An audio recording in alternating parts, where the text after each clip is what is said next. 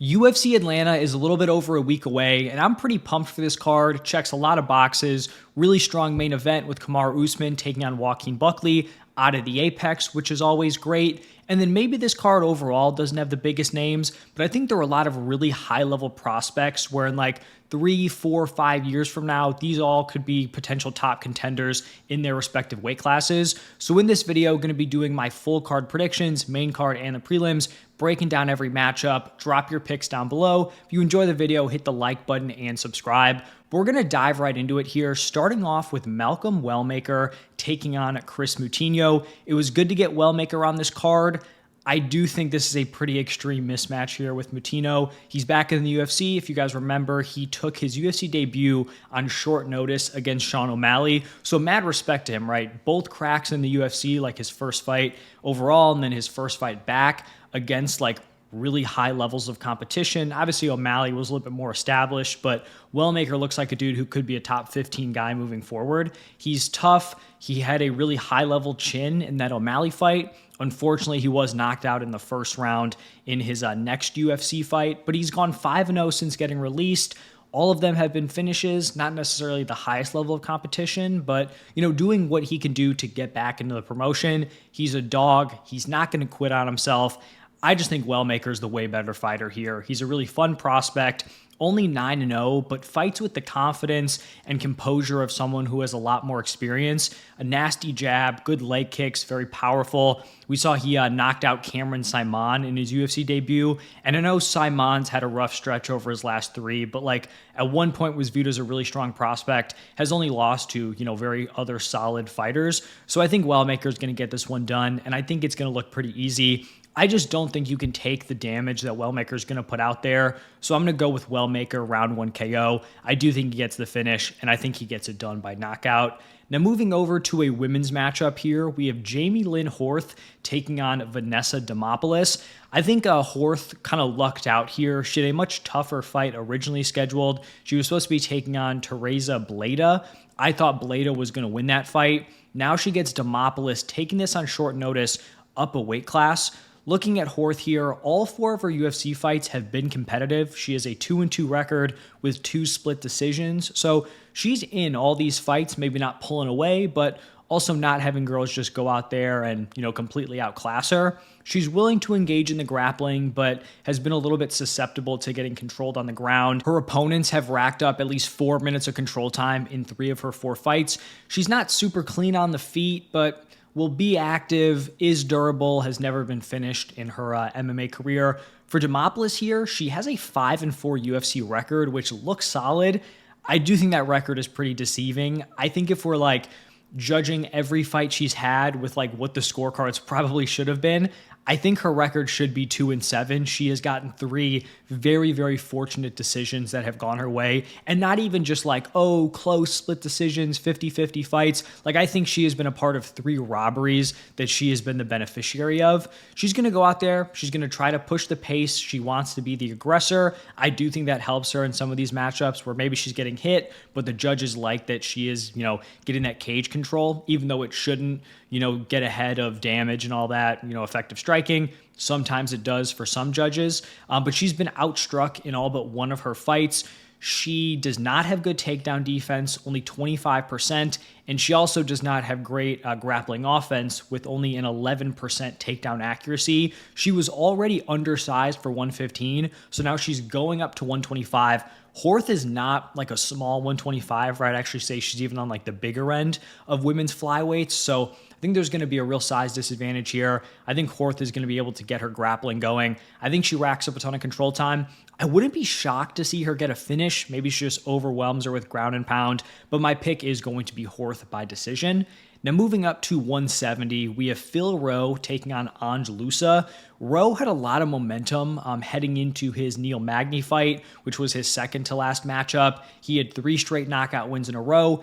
Then he loses a very close, like 50-50 split decision to Neil Magny. And then he lost a unanimous decision to Jake Matthews. He has a pretty big frame for welterweight. He's 6'3" with over an 80-inch reach. Despite his frame, he doesn't do a great job of managing distance and kind of, keeping dudes on the outside. He's been taken down in 4 of his 6 UFC fights. He can also be kind of controlled easily. He's also had some inactivity issues. He's literally only fought in June over the last 3 years. So he's fighting here in June, 2024 fought in June, didn't have any other fights, 2023 fought in June. So he hasn't won a fight since 2022, which is just not ideal. On the other side here with Ange Loosa, he's certainly not some sort of world beater. He has a 2-2 UFC record, wins against Reese McKee and AJ Fletcher. Those guys combined to go 2-7 in the UFC. He has been able to get his wrestling going in recent fights. He's landed 12 total takedowns in his last 3 matchups. Also has the ability to push the pace. He landed 129 significant strikes against Fletcher, 98 against Reese McKee. Those are really solid numbers in 3-round fights. He is going to be the much shorter guy, 5'10", 74-inch reach. I think the path to victory for both these guys is pretty clear. Phil Rowe should want to keep this fight standing. He should not want to be in the clinch, doesn't want to be in some sort of grappling match. Ange Loosa is going to want to pressure Phil Rowe, close the distance, try to get his grappling going.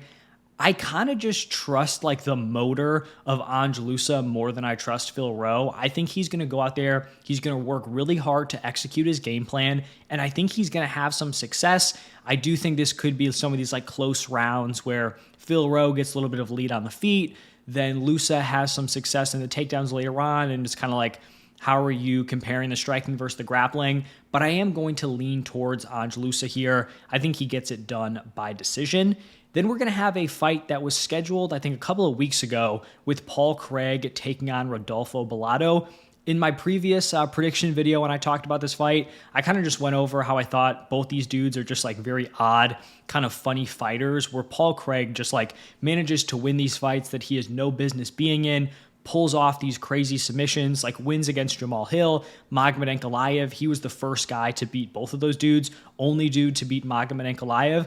And then Bellato, the dude's just built like a tank, and he absorbs a ton of damage. He can get hurt, but he's so durable. He's able to come back and win these fights. So for Paul Craig here, he's kind of on a little bit of a skid, 3 straight losses. He's actually lost 5 of his last 6. He does have an 100% finish rate, 4 knockouts, 13 submissions. He also gets finished when he loses. He has been finished in 7 of his 9 losses.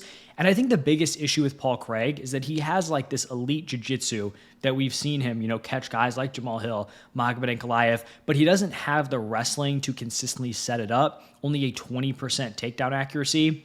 With Bellato here, he has a 12-2-1 record as a pro. He's gone 1-0-1 in the UFC. Like I talked about, he takes a lot of damage early on, comes back late. He had a crazy comeback win against Ihor Potieria. He had a 10-8 round against him in his second fight against Jimmy Crute, came back to win the second and the third. That's why that one was a draw. So he can take a beating. He's also stuffed every takedown in his 2 UFC fights and on the Contender Series. So I just don't think Paul Craig brings like the striking danger to actually just nuke Bellato and get him out of there. I think Bellato's going to want to keep this one on the feet. I don't think Paul Craig's going to be able to take him down consistently. And I think Bellato's just going to go out there and knock Paul Craig out early. So I'm going with Bellato round 1 KO. Then dropping all the way down to bantamweight, we have Ricky Simón taking on Charles Jourdain. We saw Simón get a really impressive bounce back win back in February. He had lost 3 straight. Was a pretty decent-sized underdog, if I remember correctly, against Javid Basharat, and he turned Basharat back. Round 1 KO, really impressive performance. Ricky Simón is going to go out there. He's going to be a high-volume wrestler. He's a 44% takedown accuracy, while also averaging 5.2 takedowns per 15 minutes. To be that accurate with that type of takedown volume, that is super impressive. You also can't sleep on the power, though, like we did see in that Javid Basharat fight. Historically, he's kind of struggled with some more explosive guys who have an athleticism advantage against him. I don't really think that's an issue here against Charles Jourdain. Not that he's a bad athlete, but he's not one of these like super freaks like a Song Yadong or like a Loke Dog, Vinicius Oliveira. For Charles Jourdain, he is 1-0 since moving down to 135. Picked up a Gilly win against Victor Henry. He's definitely going to be the rangier guy in this matchup, has the longer frame, will want to strike from distance. He's kind of a high-volume striker whose takedown defense has been to just jump the Gilly. Like, that's what we've seen. He has 3 guillotine wins in the UFC, 1 before the UFC. He's going to put the pace on, 5.43 significant strikes per minute. He has kind of struggled with the takedown defense, That's why I said his takedown defense is kind of just trying to go for a submission. Sub 50% takedown defense. We saw Victor Henry, even though he did get submitted, did go 4 for 6 on his takedowns. And then when Charles Jourdain is losing fights, he's pretty much getting taken down and then controlled in all of them. I think with the exception of the Jean Silva knockout, which then prompted him to move down to bantamweight. So I just don't trust Jourdain's takedown defense in this matchup. I'm still not convinced that like Ricky Simón is completely back. He had kind of looked flat in some of his previous matchups, but I just think this is a matchup, a style that does favor Ricky Simón. So Ricky Simón by decision is going to be my pick here. Then we're going to go up to welterweight where we have Michael Chiesa taking on Court McGee. This is honestly a pretty interesting grappling match between these two. Chiesa is coming off of back-to-back submission wins against Tony Ferguson and Max Griffin. You have Court McGee coming off a submission win against Tim Means. For Chiesa, he has 0 pro career knockouts. So pretty much no threat on the feet in terms of actually like hurting and finishing you, but he has 12 wins by submission, 6 decisions. The interesting thing about Chiesa is that typically you see guys who have like this great offensive jiu-jitsu, they're finishing fights by submission. Normally that comes with pretty solid submission defense. That is not the case with Michael Chiesa here. 5 of his 7 losses have been by sub. So he's pretty much like living and dying with the submission. For Court McGee, he has a 22-13 pro record, 8 submission wins, 11 decisions, 3 knockouts. Where he differs from Chiesa is that he has never lost by submission. So definitely more safe on the ground than we've seen out of Chiesa. Not only is Court McGee not getting finished on the ground, it has been very difficult to out-grapple him at all, like wrestle him, take him down, control him. He fought Sean Brady. Sean Brady took him down twice, but didn't even rack up a minute of control time. Obviously, that was a younger version of Sean Brady, but like still impressive. From what I've seen, he has not allowed more than half a round of control time, but he's also getting up there in age. He's 40 years old, hasn't fought a ton of dudes with like the level of grappling of Chiesa, and you also have to think like his skills are probably diminishing at this point. Also kind of on a rough stretch. He's lost 3 of his last 4, 6 of his last 9. For Chiesa, he is just a very, very good grappler, 48% takedown accuracy. When we look at his time at welterweight, 50% of his cage time, he's had control, which is 5th highest amongst active welterweights. He's a 40% top position time, which is 2nd amongst active welterweights. But like I said, he can be susceptible to getting submitted. 5 of his UFC losses are by sub. So I think McGee actually might have the power advantage on the feet, but Chiesa's been durable. He's only been knocked out 1 time in his career, and that was due to a cut. He's been dropped once in 20 UFC fights. So this just feels like a matchup where you have to side with the younger guy. Even though Chiesa, like, not all that much younger, I do think he's just been going up against the better competition, having some better results. I'm going to go with Michael Chiesa by decision, but I think this fight could be more competitive and have like some really fun scrambles than people might be thinking. Like when you hear Chiesa, he has a lot of fights against a lot of big names. Court McGee, especially as of late, like not fighting those super high profile guys, but just the way this matches up stylistically, I think it's an interesting fight for both of these dudes. Now going all the way down to flyweight, we have Cody Durden taking on Jose Ochoa. And Cody Durden has proven he is a very tough out in the UFC. He's going to push a high pace. He's a high volume wrestler, averages 4.1 takedowns per 15 minutes, has a 47% takedown accuracy. He has lacked some finishing upside. He's finished 2 of his 6 UFC wins. He's been finished in 4 of his 5 UFC losses. He's also been dropped 3 times in the UFC compared to only having 1 knockdown, and that was against JP Buys, which, you know, pretty much everyone has knocked down JP Buys in the UFC. Then looking at Ochoa here, he's a super dangerous striker, 7-1 pro record, 6 knockout wins, 1 submission, 100% finish rate. His only loss came in his UFC debut against Loner Kavanaugh, who's viewed as like a legit prospect in this weight class. He's a slick striker, mixes up his targets, will target head, body, and the legs. Can threaten with his submission offense, but, you know, he's primarily a striker, and his wrestling defense is pretty untested at this point. I think it's tough to be like super confident in this prediction because we don't really have a complete resume here for Ochoa. Like for Durden, we have like 9-10 UFC fights where we kind of know what we're getting out of him. For Ochoa, he could go out there, just style on Durden, clip him and finish him. But if Cody Durden just went out there, pushed a super high wrestling pace, and racked up a ton of control time, and Ochoa just couldn't really deal with it, that also would not be shocking to me. I do think Ochoa is going to have a major advantage on the feet. I think his takedown defense is going to be tested, but I'm going to lean towards him passing that test, and I think he's going to find a finish here. I'm going to go with Ochoa by round 2 knockout. Now, going up one weight class, we have Cody Garbrandt taking on Raoni Barcelos. Fun to see Cody Garbrandt back in the cage. I think this is a really interesting matchup, but also a pretty tough fight to predict. Cody Garbrandt has not fought in over a year. His last fight was UFC 300, a submission loss to Davison Figueiredo. In that matchup, he said he was experiencing vertigo, and then after that fight, he was like throwing up until 4 a.m. He also pulled out of a fight in November against Miles Johns. So he's been dealing with a lot of health issues. I know he had complications during COVID. Now this seems like new stuff here. In his prime, like Cody Garbrandt was a super dangerous striker, had 8 knockdowns in his first 6 UFC fights, had good wrestling defense, also had some upside to mix in his own grappling.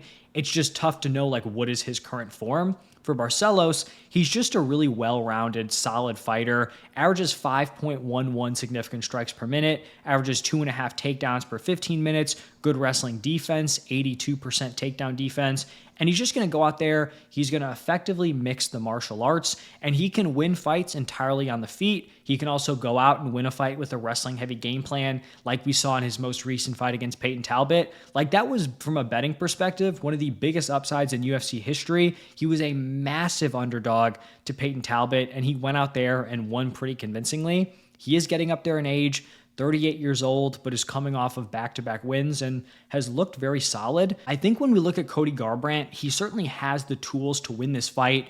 Good grappling defense, real power, going up against an aging fighter who might not necessarily have the best chin. I just can't really trust him with all of his recent health issues. So I'm going to side with Barcelos here by decision. It would be cool to see like a vintage Cody Garbrandt performance. But when the dude's saying he got taken down and like got all dizzy because he's dealing with vertigo and he hasn't fought in over a year and he already hasn't looked great, I just don't know how I can back that guy. So Raoni Barcelos by decision is going to be my pick.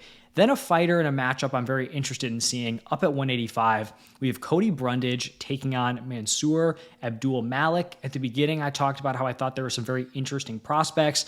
I think Abdul-Malik is one of those dudes, and this seems like matchmaking to kind of build him up. Not saying that Cody Brundage is just like easy to run through, but like Abdul-Malik looks like a legit middleweight prospect here. He has an 8-0 record, 7 knockouts, 1 submission win. He is 2-0 in the UFC. Both those wins were by knockout. He's only 27 years old, a super explosive athlete, 6'2", 79.5-inch reach, got a solid frame for the weight class. He did face a little bit of adversity in his last fight, but still got the round 2 finish. He's actually never been out of the second round, so still fairly untested, but with what we've seen so far, looks like a very interesting prospect. For Cody Brundage, he's coming off a very fun 1-round fight against Julian Marquez. He does have some power, but is going to be at his best when he's getting his wrestling going. He's got a 5-5 UFC record. A lot of the wins have been against some lower level competition. He's also kind of, he picked up a win in a fight that he was clearly going to lose because a dude was elbowing him to the back of the head. He also picked up a no contest in a fight that he was on his way to losing, was getting dominated once again. I think it was shots to the back of the head. In this matchup, I just think Mansur Abdul-Malik has too much physical potential here. I think he's going to be the much better striker. I think he's going to be the way more dangerous striker, and I think he gets this one done early. Going to go with Mansur Abdul-Malik, round 1 knockout. Then in the same weight class, we have Edmen Shahbazyan taking on Andre Petroski, and this is a fight where it seems like there are 2 pretty clear outcomes. The first one, like the Edmen Shahbazyan outcome, would be that he goes out there, uses his striking, knocks out Petroski very early on. For Andre Petroski, his path to victory is pretty clear, drowns him with, a wrestling-heavy game plan. Shahbazyan is super dangerous on the feet. 12 of his 14 wins are by knockout. 6 of his 7 UFC wins are by knockout. But he has really, really struggled with grapplers, really since he's gotten into the UFC here. His losses have come to Derek Brunson, Jack Hermanson, Nasruddin Imavov, Anthony Fluffy Hernandez, and then Gerald Mearshart. He's been finished in 4 of those 5 losses. He has a 3-5 record in his last 8 fights, and those wins have not been super high-level opponents. The way it's kind of gone is like he loses fights, they give him a gimme matchup, he picks up the win, and then he loses the same way he lost previously. So those 3 wins, those last 3 dubs, have a combined UFC record of 3-11. So like he's losing to legit like top 15, right outside the top 15 caliber opponents, but he's also not really showing he can beat dudes that are also in like that, fringe top 15 area. For Petroski, he has an 8-2 UFC record. I will also admit, like, he has a pretty soft strength of schedule. We've seen Petroski be very good as the hammer, not as great as the nail. If things aren't going his way, we can see him kind of get, clipped, finished early. But he also has the ability to build up momentum and just put together some pretty solid performances. He's a solid grappler, 54% takedown accuracy, averages 3.4 takedowns per 15 minutes. Also has some solid submission skills. He's locked up an anaconda and arm triangle submission in the UFC. He had a guillotine and a Kimura before the UFC. He is pretty powerful on the feet, but he's not a super like fluid striker. He's pretty tense, kind of loads up, wants to throw big bombs. So if he lands, it can be good, but like he should not be trying to stand with Edmen Shahbazyan for like really any time in this matchup. He should be trying to get that wrestling going right away. And then all 3 of his losses are by knockout, and like he can get caught early and then kind of just like wilt and, live to see another day. So I think you can clearly see the path where Shahbazyan goes out there and just nukes him early on like we saw with the Michel Pereira. But I still think Petroski's a pretty decent step up from the recent dudes he's been beating. We've seen, Shahbazyan in the same way where Petroski can kind of wilt if he gets caught early. Shahbazyan can really just get drowned by the wrestling. He just doesn't have great cardio. His takedown defense isn't great. And so if this fight goes long, he really could be in trouble. I'm going to go with the underdog here and Andre Petroski. I feel like I've just seen the blueprint, play out too many times where if he doesn't find that early knockout, these wrestlers, these grapplers can just drown him and finish him. So I'm going to go with Andre Petroski by round 2 ground and pound KO. I think once he can get that takedown, he does a pretty good job of controlling. He can land some shots, also has some submission offense. So Petroski round 2 KO is going to be my pick. Then moving up to light heavyweight, we have Alonzo Menafield taking on Umar Sy. This is another one of those scary prospects I talked about earlier on. Super dangerous prospect here at 205. He has an 11-0 pro record. He's super well-rounded, 4 knockout wins, 4 submission wins, 29 years old, which like maybe for like a just random prospect is a little bit old, but like for light heavyweight, I mean, he could be dominating for 11, years at this point, like the next 11 years. He has a huge frame, 6'4", 83-inch reach, but he's also like a pretty built dude. It's not like he's super lean with that frame. Like he's a tank and also has crazy long arms, is very tall. He's powerful on the feet, but has an even scarier game as a wrestler. It's really just rare to see like his frame, his athleticism with the ground game that he does bring to this weight class. He's 2-0 in the UFC. He picked up a round 1 submission win in his debut and then a 30-27 decision in his most recent fight. For Alonzo Menafield, he is also a very, very good athlete. Solid UFC record, 9-5-1. He's a finisher, 16 wins, 9 are by knockout, 4 by submission, only 3 decisions. He was coming off of back-to-back knockout losses before he picked up a very close split decision win in his most recent fight against a dude debuting on very short notice, Julius Walker. He has shown some solid takedown defense, 78%.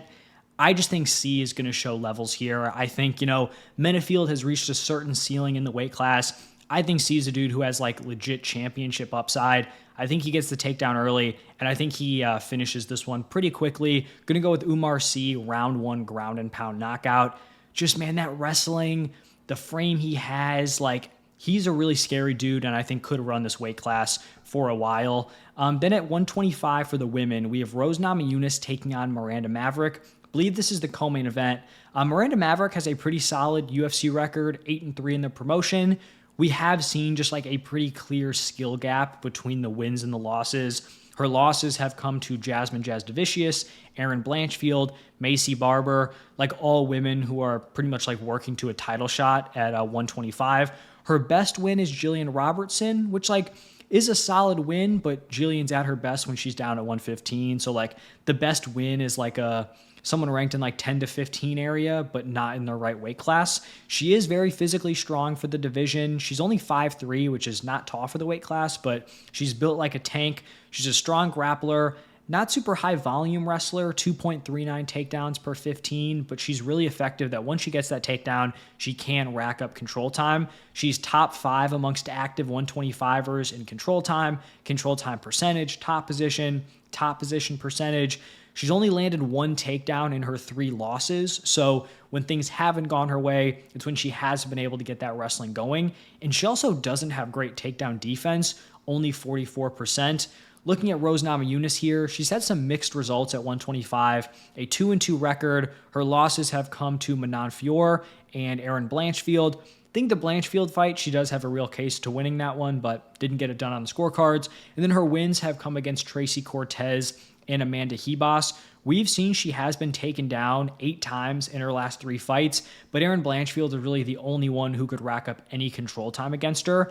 I actually think Rose Namajunas' wrestling is kind of getting slept on here. I actually think Rose Namajunas has a real chance to take down Miranda Maverick. I think a lot of people are going to think this is just striker versus grappler, but Rose is a very capable wrestler, 50% takedown accuracy. On the feet, she is very clean. She's going to stay safe. She's not going to overextend, put herself in a ton of danger, sometimes to her own detriment, right? Like we've seen her have some of these fights where they're close on the scorecards and she doesn't necessarily pull away because she is so passive, which could be an issue, in really any matchup she goes into. I do just think that Rose is going to outpoint her on the feet. I don't see Maverick having a ton of wrestling success. And even if Rose is annoyingly passive, I still think she's just not going to absorb a ton of damage from Miranda Maverick here. So Rose by decision is going to be my pick. And then we have arrived at the main event. If you guys want to see a more in-depth breakdown, I already have that one posted on the channel, but we'll still dive into it here. I think it's going to be pretty obvious early on how diminished Kamaru Usman is. I think prime Kamaru makes this fight look pretty easy, but the dude's 38 years old, on a 3-fight losing streak, also coming off a big layoff. His last fight was 20 months ago.